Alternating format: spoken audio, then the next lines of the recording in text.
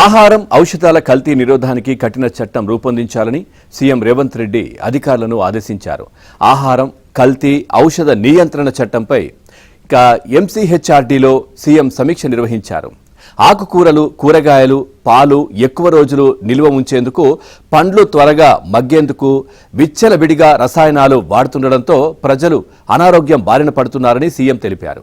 వ్యవసాయంలోనూ ఎరువులు, పురుగుల మందుల వాడకం భారీగా పెరగడంతో పంట ఉత్పత్తుల్లో రసాయన అవశేషాలు బయటపడి ప్రజలు అనారోగ్యాలకు గురవుతున్నారని, వాటిని దిగుమతి చేసుకోవడానికి విదేశాలు నిరాకరిస్తున్న విషయాన్ని ప్రస్తావించారు.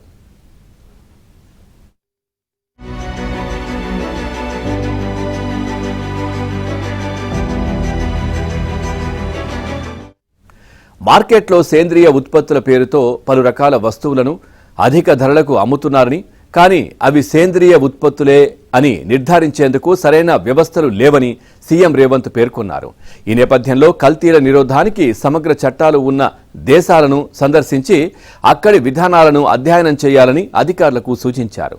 ఆ నివేదికల ఆధారంగా బిల్లు రూపొందించి శాసనసభలో సమగ్ర చర్చ పెడతామని తెలిపారు. ప్రజల నుంచి అభిప్రాయాలు కూడా స్వీకరించాలన్నారు. కల్తీలకు సంబంధించి సమగ్ర సమాచార సేకరణకు విజిల్ బ్లోయర్లను నియమించాలని, టోల్ ఫ్రీ నంబర్ ఏర్పాటు చేయాలని అధికారులను సీఎం ఆదేశించారు.